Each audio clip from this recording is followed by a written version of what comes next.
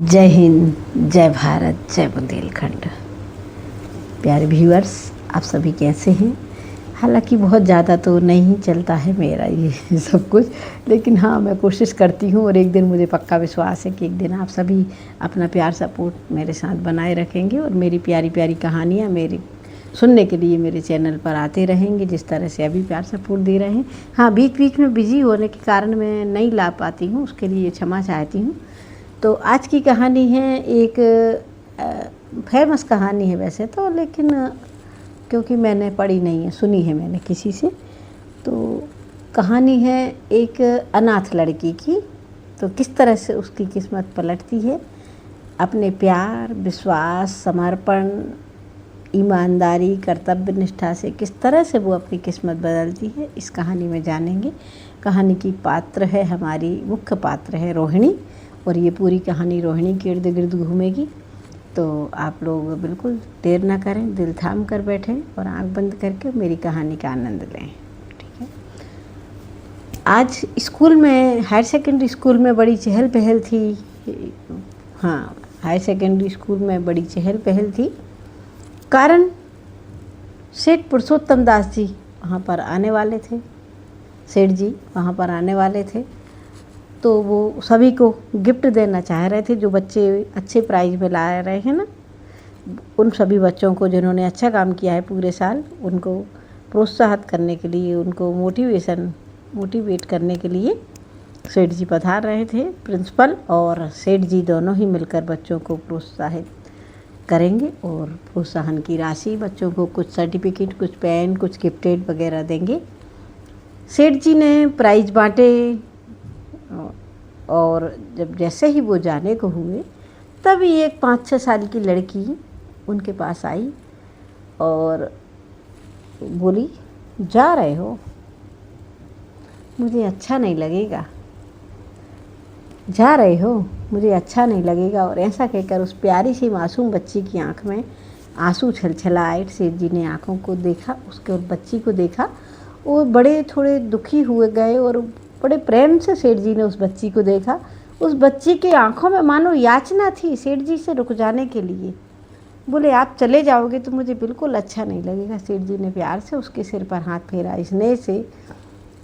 इस सेठ जी के स्नेह से हाथ फेरते ही बच्ची की आंखों में से 2-4 आंसू और ढुलक गए और उसके गोरे गोरे गालों पर निशान बनाते हुए चले गए।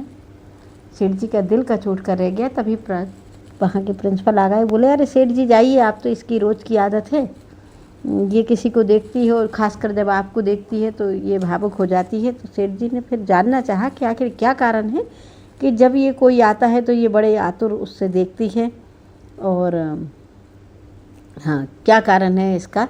तो उन्होंने फिर कहा कि वो है ना, अभी थोड़े दिन पहले इसके पिताजी गुजर गए हैं, तो ये आप में अपने पिता को देखती है। तो फिर उस लड़की ने तभी फिर से सेठ जी का कुर्ता, जो सेठ जी ने पहन रखा था, लड़की ने सेठ जी का कुर्ता पकड़ा और खींच दिया और बोले, मेरे पिताजी बनोगे आप? सेठ जी हतप्रभ रह गए कि ये बच्ची क्या कह रही है। लेकिन चूंकि प्रिंसिपल ने बता दिया था, सेठ जी ने कहा, हाँ बेटा, तुम मेरे, सारे बच्चे मेरे हैं, ये सारे बच्चे, सारा स्कूल मेरा है, सारे बच्चे मेरे, जैसे मैं सबको प्यार करता हूँ वैसे तो मैं प्यार करता हूँ। बोले, नहीं, मेरे पिता बनोगे क्या?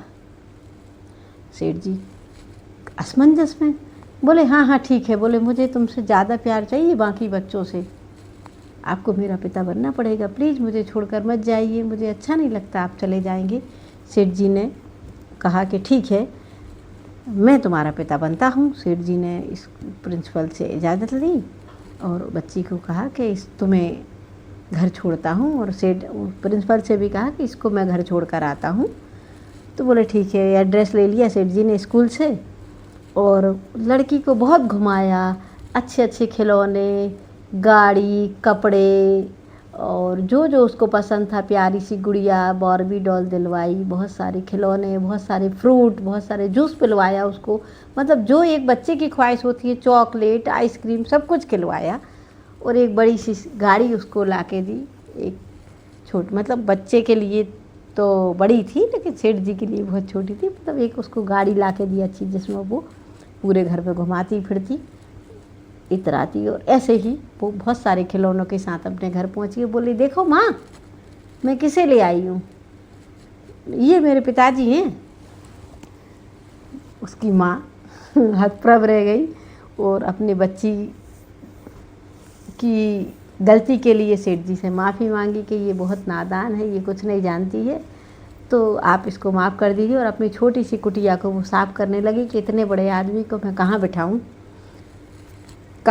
इतने बड़े आदमी को मैं कहाँ बिठाऊँ, बिठाने के लिए जगह नहीं है। बड़ी मुश्किल से उसने थोड़ा बहुत सफाई करके उस सेठ जी से कहा बैठिए, और वो पानी लेकर आई। और फिर सेठ जी ने उस लड़की की माँ से कहा देखो बहन जी, ये मुझे अपना पिता मानती है, तो मैं आज से इस लड़की की सारी जिम्मेदारी मैं उठाऊंगा और आपको इसके लिए कोई कष्ट करने की ज़रूरत नहीं है। आज से ये मेरी बेटी है बहन, और आप अपने दिल पर कोई किसी प्रकार का बोझ मत लेना, आप मेरी बहन की तरह हो, है ना। और सेठ जी ऐसा कहकर चले गए। आगे से सारी स्कूल की फीस, उसके कपड़े, उसकी दवाइयाँ, उसके खिलौने, उसके सारे शौक, यहाँ तक कि रिबन भी उसके सेठ जी के यहाँ से आते थे। रोहिणी इसी तरह से बड़ी होती चली गई।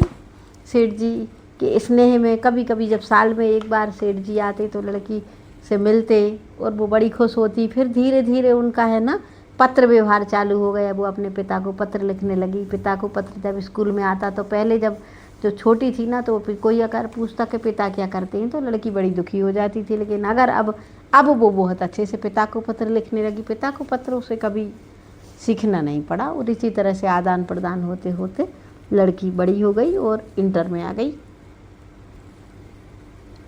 इंटर का रिजल्ट आया तो हर बार की तरह इस बार भी सबसे ज़्यादा नंबर अगर किसी के थे तो वो थे रोहिणी के। सेठ जी फिर आए, बड़े खुश हुए। कहने लगे अरे वाह बेटी, तुमने तो मेरा नाम रोशन कर दिया, अब क्या करना चाहती हो? तो कहने लगी पिताजी, मैं कॉलेज पढ़ना चाहती हूँ और साथ में मैं संगीत और नृत्य की भी शिक्षा लेना चाहती हूँ। तो क्योंकि सेठ जी ने कभी उसको कुछ करने के लिए मना ही नहीं किया था, तो बोले ठीक है। और उसका दाखिला कॉलेज में करवा दिया और संगीत विद्यालय में उसका दाखिला करवा दिया। तो संगीत सीखती रही बच्ची और कॉलेज पढ़ती रही। धीरे धीरे उसका कॉलेज भी पूरा हो गया। अब देखा तो संगीत के क्षेत्र में जब कंपटीशन हुआ तो वो कंपटीशन सेठ जी के शहर में ही होना था। तो वो लड़की भी गई। तो बोले कहाँ रहें, तो सबसे अच्छा मौका मिला अपनी बच्ची को अपने पास रखने के लिए। और इतने दिन तक रोहिणी की बातें सुन सुनकर सेठ जी की जो पत्नी थी ना, उनको भी कहीं ना कहीं उस लड़की से स्नेह हो गया था, कितनी प्यारी बच्ची है। तो उन्होंने कहा ऐसा करें, इस लड़की को हम ऐसा करते हैं अपने घर रखते हैं ना थोड़े दिन, यहीं से परीक्षा दे लेगी।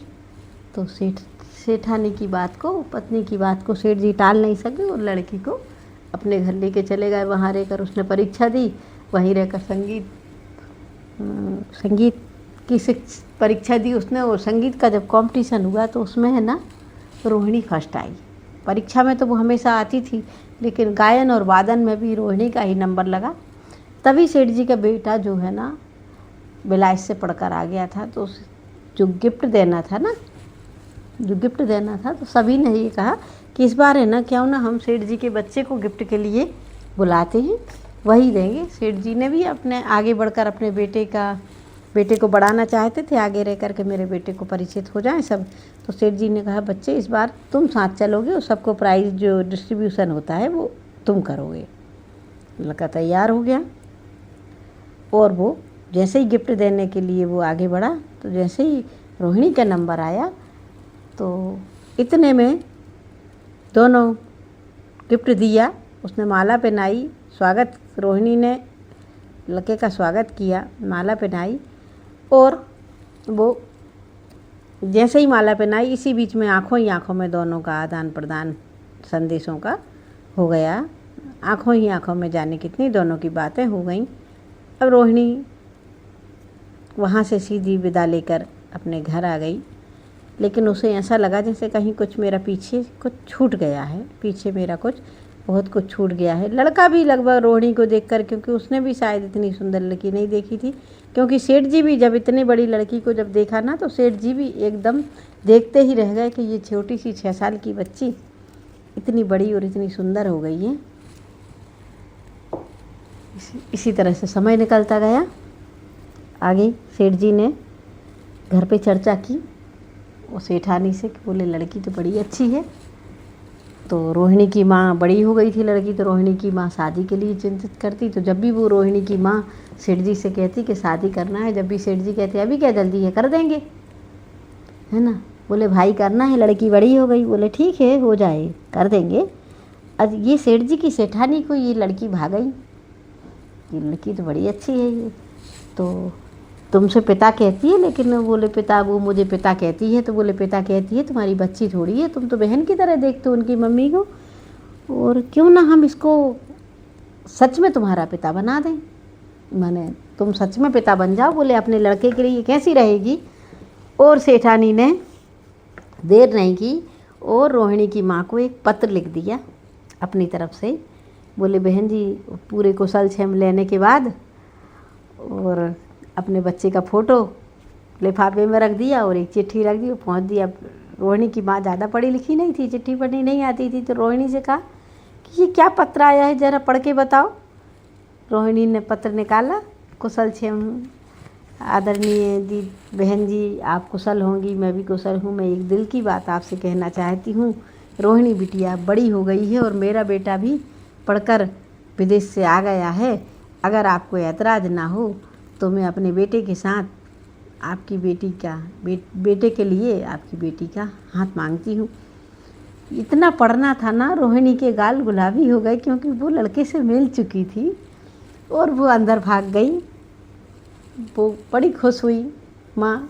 और इस तरह से दोनों, उसने भी पत्र लिखवाया, जवाबी पत्र। रोहिणी किसी तरह से लिखने को तैयार नहीं, गाल गुलाबी हो रहे हैं रोहिणी के। तो उसकी माँ पड़ोस में गई और वहाँ से पत्र लिखवाया और बोले कि अरे आपके तो, और बोले कर्ज तरे हमारा पोर पोर दबा हुआ है, आपको हम बात टल नहीं सकते। तब फिर उन्होंने फिर से चिट्ठी भिजवाई कि इसको कर्ज के हिसाब से नहीं लें, आपकी लड़की वाकई गुणी है, जहाँ जाएगी उस घर को स्वर्ग बना देगी। तो मैं अपने घर की रौनक बनाने के लिए आपकी बिटिया को मांग रही हूँ।